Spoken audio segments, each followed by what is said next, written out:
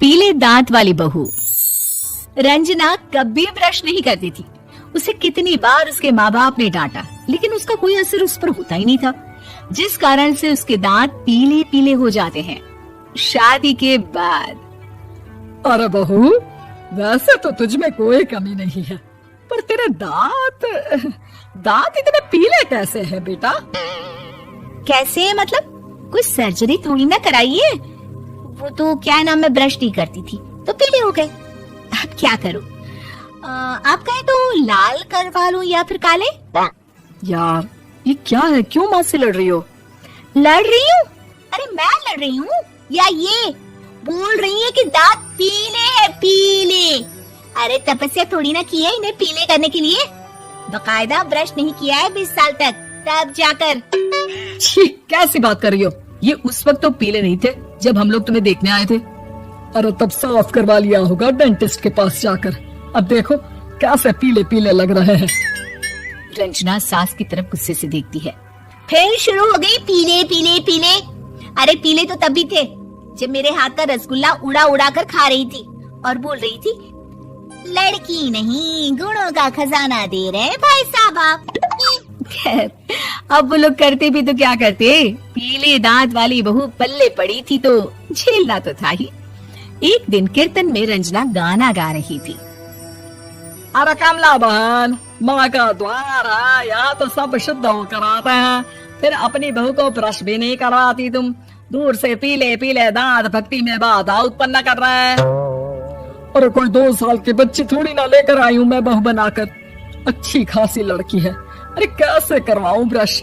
ये तो उसे खुद करना चाहिए ना। अब माँ बाप तो इसके जैसे तैसे निपटा दिए, ये नहीं सोचा कि सास कैसे संभालेगी। सास बहू को लेकर घर आ जाती है, लेकिन सोच लेती है कि अब इसे लेकर कहीं नहीं जाएगी। अगले रोज बहू कहती है, अरे क्या हो गया, मंदिर नहीं जाना क्या? कीर्तन का वक्त हो रहा है। मेरी मधुर वाणी से कान्हा जी जागते हैं और सोते हैं। आप तो जानती है ना उनकी भक्ति में कितना मन लगता है मेरा। वो क्या है ना, तबीयत ठीक नहीं लग रही है मेरी, आराम करूंगी मैं। तबीयत ठीक नहीं लग रही? अभी तो मिथुन के गाने पर नाच रही थी आप, और अब बोल रही है कि तबीयत ठीक नहीं लग रही। अरे भक्ति में मन लगा लो सासू माँ, ऊपर जाना है, क्या मुंह दिखाओगी आप? हाँ?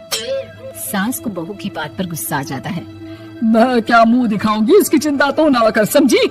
अपने मुंह की चिंता कर, जो ये पीले पीले दांत लेकर हर जगह पहुंच जाती है। पता है लोग कितना मजाक बनाते हैं। ना जी ना, मैं नहीं जाना कहीं तेरे साथ।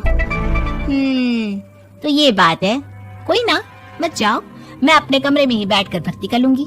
ऊपर वाला दांत थोड़ी ना देखता है, मन देखता है, भावना देखता है। और अरे बस बस, तू सब कुछ दिखा, बस ये सफेद चमकदार दांत ना दिखाना किसी को, है? जा यहाँ से। बहू को सास की बात का कोई फर्क नहीं पड़ता, वो तो जैसी थी वैसी ही रह जाती है। सुबह नहाकर किचन में खाना बनाना, फिर खाना खाना, कीर्तन भजन करना और सो जाना। एक दिन, माँ जी मैं सहेली के घर जा रही हूँ, शाम को लेट आऊंगी। हाँ हाँ तो जाना, मैंने कौन सा तेरी आरती करनी है घर पर बैठकर। रंजना सहेली के घर जाती है, जहाँ वो पार्टी में जाने की तैयारी कर रही होती है। अरे शिखा, कहाँ जाने की तैयारी कर रही है? मैं गलत वक्त पर आ गई क्या? अरे नहीं यार, उल्टा सही वक्त पर आ गया। मैंने ये साड़ी और ज्वेलरी निकाली है यार, शाम को इनके ऑफिस की एक पार्टी में जाना है। बताना कैसा लग रहा है ये सब? नहीं यार, इस ड्रेस के साथ तो वो वाली ज्वेलरी अच्छी लगेगी। हाँ हाँ सही बोल रही है, मैंने ध्यान ही नहीं दिया। वैसे तो हमेशा से मस्त फैशन सेंस रखती है। तो बड़ा जाती होगी ना पति के साथ पार्टी में।